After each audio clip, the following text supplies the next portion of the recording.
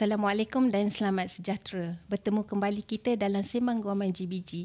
Kali ini bersama saya Asnia Adura Abdul Jabbar akan membawa topik dan sama-sama kita mengupas topik yang hebat ini, iaitu innocent until proven guilty. Ataupun boleh kita tafsirkan tidak bersalah sehingga dibuktikan sebaliknya. Okey, untuk makluman tuan-puan semua, sebagaimana yang telah kita ketahui bahawa di Malaysia telah digemparkan satu penangkapan seorang penyanyi Bey Sobabe yang mana bersama beberapa ahli yang lain berkaitan pengambilan dadah di Golok, Thailand. Sehubung dengan itu, kita pasti, even saya pun akan mengatakan, okey, bila dah kena tangkap, maksudnya memang terbukti beliau bersalah. Tapi cuba kita kembalikan kepada stigma tersebut, di mana tidak bermakna seseorang yang jika bersalah itu dilabelkan terus bersalah sehingga dibuktikan oleh mahkamah. Okey, dari segi itu sejauh mana untuk kita tekankan tajuk innocent dan setakat mana provennya di situ. Baik, bersama-sama saya pada hari ini kita datangkan dari Negeri Pahang, ya Puan? Ya. Okey, untuk membetulkan stigma masyarakat kita kali inilah. Okey, di mana kita akan mengumpas dan memperbetulkan stigma melalui konsep innocent until proven guilty. Okey, mana seorangnya? Tak lain tak bukan Puan Zulfaziah binti Mahmud, juga pengarah Jabatan Bantuan Guaman dan juga sebagai peguam jabatan. Assalamualaikum Puan. Waalaikumsalam. Selamat datang ke podcast Sembang Guaman GBG kita pada petang ini. Terima kasih. Okey, apa khabar Puan? Ya, baik, alhamdulillah. Okey, kita teruskanlah Puan ya. Ya, untuk permulaan ni, boleh Puan terangkan apa itu remand? Okey. Tadi Puan ada beritahu berkaitan konsep innocent until proven guilty kan. Jadi dia bermulanya dengan proses remand tu sendirilah. Okay. Jadi remand ni sebenarnya adalah satu proses di mana tahanan polis lah, di mana memberi peluang untuk pihak polis untuk melakukan siasatan terhadap orang atau suspek individu lah yang dia suspek atau disyaki melakukan kesalahan. Pada peringkat ni dia belumlah dikatakan melakukan kesalahan. Cuma dia baru disyaki sahaja. Jadi proses remand ni lah diperlukan untuk polis nak melengkapkan siasatan, mengumpul segala bahan-bahan bukti seperti nak rakam percakapan, dapatkan sampel DNA ataupun menjalankan kawat cam. Maksudnya di peringkat ni Puan, maksudnya belum bersalah lagi Puan? Ya, tidak. Baru suspek saja. Ya, dia proses dia. Tujuannya memudahkan pegawai penyiasat tu untuk menyiasat dahulu. Okey, faham. Dan selepas dia dah putuskan siasatan ni, barulah dia dah selesai penyiasatan dalam tempoh ni, barulah dia akan putuskan sama ada individu yang disyaki tadi tu ada evidence untuk bawa dia ke next stage lah untuk pendakwaan ke macam mana. Untuk proses remand ni sebenarnya seseorang tu jika dia ditahan atau ditangkap, dalam segi undang-undang dia hanya mempunyai tempoh 24 jam sahaja untuk polis boleh menahan seseorang itu. Maksudnya dia ada tempoh 24 jam sahaja. Sekiranya pihak polis tak boleh menyelesaikan siasatan dia dalam tempoh tersebut, jadi pihak polis itu perlu untuk mendapatkan satu perintah daripada magistrate yang dipanggil tahanan remand. Jadi proses inilah yang disebut tahanan remand tu, dan ada tempoh-tempoh dia lah. Okey, maksudnya dalam tempoh 24 jam tu dia perlu ditahan sebagai tahanan remand. Bukan dikatakan terus bersalah ya Puan? Ya. Okey. Seterusnya Puan, sebagaimana yang kita ketahuilah, okey, apa perbezaan remand dengan jaminan polis? Okey, untuk remand ni sebenarnya dia adalah proses tahanan. Jadi, bila jaminan polis ni pula, dia peringkat dia selepasnya tempoh remand tu. Bila kita di remand, dia ada tempoh-tempoh tertentu lah yang diberikan oleh mahkamah magistrate. So setelah selesainya tempoh tersebut, barulah bermulanya sama ada polis nak memutuskan dia nak bawa ke pendakwaan ataupun tidak. Jadi proses ni sekiranya ambil masa yang lama ataupun masa reman ni, kes ni ada satu kes yang rumit, ambil masa lah yang tak boleh nak diselesaikan tempoh yang sekejap. Masa ni polis akan tamatnya tempoh reman dan dah tak boleh dapat nak sambung dah lah. Masa ni lah polis akan berikan jamin polis. Jamin polis adalah next step dia lah untuk polis menyelesaikan baki-baki dia punya siasatan dia tu dan mendapatkan arahan pendakwaan. Dan dalam tempoh tersebut dia macam pelepasan sementara lah kita panggil yang polis berikan kepada individu-individu yang ditahan reman ni. Pihak polis ni akan minta kepada individu ni kebiasaannya daripada kalangan ahli waris lah untuk menjadi penjamin. Cuma tak ada jumlah wang lah, cuma disebut cuma penjamin ni kena hadir lah, ada borang aku janji lah yang dia kena. Okey, maksudnya bila ialah seseorang ni bila ditangkap puan ya, biasanya masyarakat kita melabelkan orang tu dah bersalah. Padahal ni mengikut pandangan dan penjelasan puan tadi, dia kena reman dulu. Lepas tu dia ada arahan pula jaminan, tempoh jaminan tu. So maknanya baru untuk ke seterusnya puan ya, begitu maksudnya. Okey, so dari segitu kita dah tahulah berkenaan dengan reman. Okey. Boleh tak macam puan ceritakan sikit ke ataupun share lah dengan kita kan, apa hak-hak ataupun ialah apa yang perlu dibuat oleh individu sekiranya berlaku kes-kes beginilah puan. Maksudnya bila dia ditangkap tu. Okey, baik. Sebelum saya pergi kepada hak-hak dulu, saya terangkan dulu berkenaan dengan tempoh dululah. Sebab dia berkait dengan tempoh tu kan. Sebelum kita nak tahu tempoh, kita kena tahu dulu tempoh dan baru kita boleh tahu hak-hak dia. Okey, untuk tempoh tahanan reman ni yang diperintahkan oleh magistrate ni lah. Okey, bagi kes-kes kesalahan yang bawah 14 tahun hukuman pemenjaraan kesalahan tu. Jadi bila bawah 14 tahun penjara tu, tempoh reman dia adalah dia akan ada dua peringkat, reman kali pertama dan reman kali kedua. Yang reman kali pertama ni kebiasaannya 4 hari yang diberikan lah. Itu maksimum yang boleh diberikan oleh magistrate ataupun lebih kurang. Dan permohonan kali kedua setelah 4 hari ni tamat dan siasatan masih belum selesai, pihak polis boleh mengemukakan permohonan kali kedua. Yang kedua ni hanya ada tempoh 3 hari sahaja yang maksimum. Jadi total keseluruhan untuk tempoh reman bagi kesalahan bawah 14 tahun penjara ni adalah 7 hari. Jadi sampai 7 hari sahaja. Kalau ditahan lepas 7 hari tu kira dia dah tidak boleh ditahan lagi untuk siasatan polis. Maksudnya puan di sini tempoh tu memainkan peranan. Sebelum seseorang individu tu tahu hak. Dia kena tahu. Dia kena tahu tempoh tu. Okey, untuk bagi kesalahan-kesalahan yang membawa hukuman mati dan kesalahan-kesalahan yang 14 tahun ke atas pemenjaraan ni, hukuman penjaraan. Yang ni tempoh reman dia agak panjang sikit lah. Dan permohonan kali pertama adalah maksimum dia boleh adalah 7 hari. Dan untuk permohonan kali kedua pula 7 hari. Jadi dia ada 14 hari lah kat sini untuk kesalahan-kesalahan lebih berat. Jadi individu tu dia perlu tahu dululah kesalahan dia jatuh bawah mana dan tahu hukuman banyak mana, baru dia boleh tahu okey tempoh reman dia sebanyak ni sahaja. Jadi ahli keluarga pun dah boleh tahu kalau anak dia kesalahan macam kesalahan mencuri, mungkin bawah 14 tahun hukuman penjaraan dia.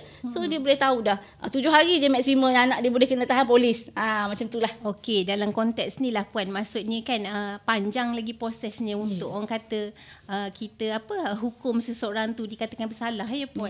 So dia kena melalui reman tu sendiri dan ada tempoh, kena pasti pula kesalahan jatuhnya di mana.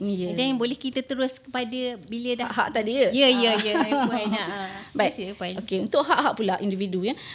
Hak-hak untuk individu yang ditahan reman ni, diperuntukkan di bawah Seksyen 28A Kanun Tata Cara Jenayah. Okey, di bawah peruntukan ni dia menjelaskanlah apa hak-hak yang boleh didapatkan oleh individu yang dikena tahan ni lah.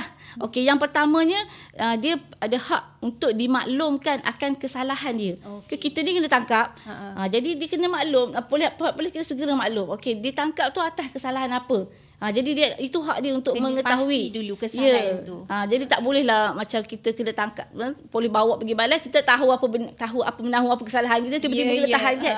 Jadi dia ada hak untuk tahu atas kesalahan apa saya kena tahan ni cik. Jadi pihak polis mempunyai hak, dia mempunyai hak untuk tahu, dan ahli waris dia ataupun dia sendiri berhak untuk memaklumkan kepada ahli waris dia akan keberadaan dia dan akan bahawa dia ditahan untuk kesalahan-kesalahan berikut. Jadi itu hak pertamalah. Jadi ahli keluarga ni perlu dalam pengetahuan ahli keluarga ni, dan ahli keluarga ni ada juga peluang untuk melawat dia lah kan, nak tahu kan dalam tiba-tiba tempoh anak dah tersebut kena lah. tangkap ni, nak tahu ke mana dia ahli keluarga boleh pergi berjumpa lah. Okey. Itu hak yang pertama lah. Ya. Untuk hak yang kedua ni, dia mempunyai hak untuk diwakili oleh peguam pilihan dia sendiri, ataupun diwakili oleh peguam lah. Jadi semasa permohonan reman yang polis kemukakan ke mahkamah, bawa dia ke hadapan magistrate tu, pada masa tersebut dia boleh diwakili oleh peguam. Jadi peranan peguam ni untuk memastikan keadilan lah kepada dia dan untuk membantu dia untuk lebih tahu lagi lah apa proses-proses yang sepatutnya dia lalui. Jadi tugas peguam ni semasa prosedur reman ni, dia akan memastikan reman tu dijalankan dengan adil dan berdasarkan peruntukan undang-undang. Dan peguam boleh buat bantahan lah sekiranya ada permohonan reman yang dibuat ni tidak berdasarkan undang-undang. Okey, dari segi penjelasan poin tu, maksudnya sebab itulah kita kena pastikan dulu setakat mana innocentnya dan setakat mana provennya kan puan. Begitulah dalam tajuk podcast kita pada petang ni amat menarik lah puan kan. Okey. So daripada bila dah kita kena pasti tu, seterusnya puan? Okey. Bila peguam tadi dah mewakili dia lah kan. Jadi ada 3 keadaan lah di mana mahkamah boleh menolak permohonan reman dia. Jadi dia dengan syarat dia kena maklum lah. Yang pertamanya, jika pihak polis atau pihak berkuasa ni gagal membuat permohonan untuk mengemukakan siasatan, dia tak kemukakan dari siasatan. Sebab masa proses reman ni ada dokumen-dokumen yang pihak polis kena kemukakan. Jika tiada je benda tu, peguam bolehlah membantah permohonan reman ni. Maksudnya dia tak patut ditahan reman. Ataupun yang keduanya, jika tak ada sebab munasabah untuk mengaitkan orang yang disyaki ni untuk dijalankan siasatan terhadap dia. Dan yang ketiga, alasan permohonan ni, alasan untuk permohonan tidak memerlukan dia untuk, adalah macam satu kesalahan yang tidak memerlukan dia untuk ditahan reman pun. Kalau kesalahan simple je, tak perlu pun reman. Tak ada kepentingan pun untuk direman. Ada juga situasi-situasi begitulah. Okey, saya sambung dengan hak tadi. Dia ada hak yang ketiga. Okey, yang ketiga ni hak untuk beliau dilayani dengan adil. Okey, jadi individu yang ditahan reman pada peringkat permohonan reman tu, dia boleh mengemukakan kepada magistrate. Dia boleh menyatakan bantahan dia ke, alasan dia ke, kenapa dia mohon untuk reman ni tidak diberikan ataupun dikurangkan jumlah dia, tidak selama seperti mana permohonan polis lah. Bergantung pada keadaan. Contohnya dia diancam. Contohnya dia ada dipukul oleh pihak polis masa dalam tahanan.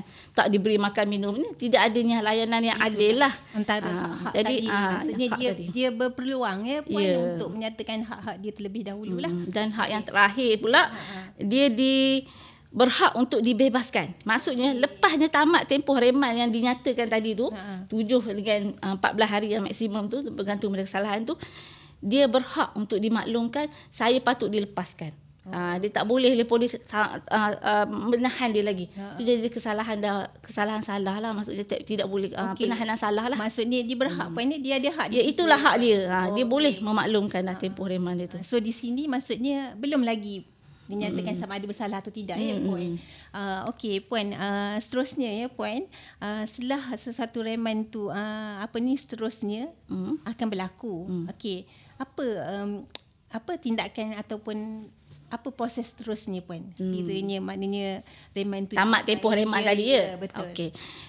Bila tamatnya satu tempoh reman yang diberikan oleh diperintahkan tadi, jadi bila dah tamatnya proses ni, kebiasaannya pihak polis akan dapatkan arahan lah daripada pihak pendakwa raya untuk keputusan terhadap siasatan ni. Keputusan untuk sama ada mendakwa dia di mahkamah ataupun tidak mendakwa lah. Jadi keputusan ni kebiasaannya kalau mencukupi evidence semua lengkap, dia bawa kertas siasatan tu kepada pihak pendakwa raya, orang putuskan untuk dia dituduh. Jadi biasanya di akhir tempoh reman tu, esoknya dia akan dibawa lah ke mahkamah untuk dibacakan pertuduhan terhadap dia. Maksudnya puan, dalam keadaan ni individu tersebut akan dituduh ke?